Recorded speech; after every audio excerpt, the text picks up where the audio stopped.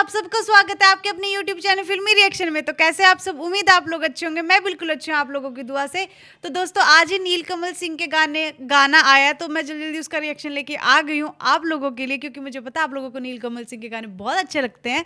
तो आप लोगों की फरमाइश पे मैं जल्दी जल्दी रिएक्शन ले आई हूँ। तो अब आप लोगों का फर्ज बनता है कि चैनल को सब्सक्राइब करें और वीडियो को लाइक कर लें और मुझे कमेंट करके जरूर बताएं कि नेक्स्ट रिएक्शन में किस चीज़ का लेके आऊँ। तो जल्दी जल्दी गाना सुनते हैं, एंजॉय करते हैं, इसके बाद इसके बारे में बात करेंगे। लेकिन उससे पहले मैं गाने का नाम बता दूं। गाने का नाम है जानू तोहर निशानी। ओके, कुछ ब्रेकअप का सीन लग रहा है मुझे तो। और जो इसमें सिंगर है वो नीलकमल सिंह एंड शिल्पी राज, सुरों की सरताज। तो जल्दी जल्दी सुनते हैं, उसके बाद इसके बारे में बात करेंगे।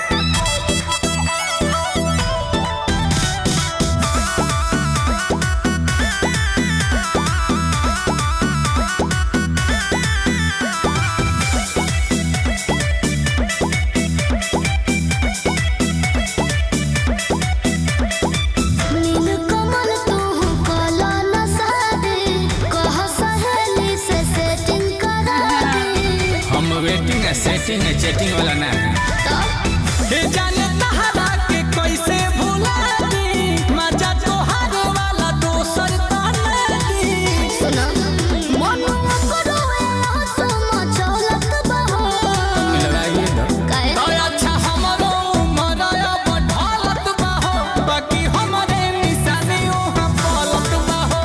आज मेहनत कइले हमर खलत बहो, जानू हमरे निशानी पहले बनता बुझत रहा समझत रहा। तो जी बहुत एंटरटेनिंग गाना था, बहुत अच्छा था, बहुत मजा आया।